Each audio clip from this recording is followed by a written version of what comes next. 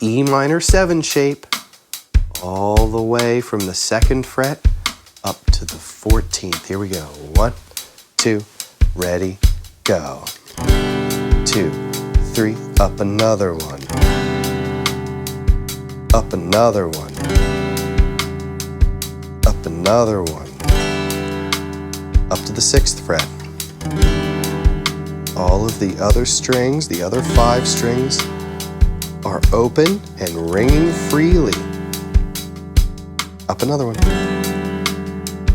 Up another one. 2, 3. Up another one.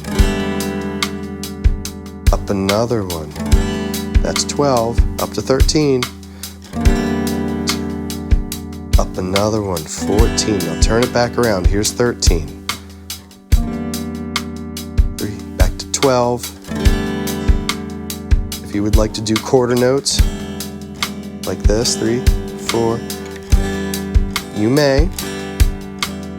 If you feel comfortable with doing 8s, 2 and 3 and 4 and 1 and 2 and 3, that's fine, as long as that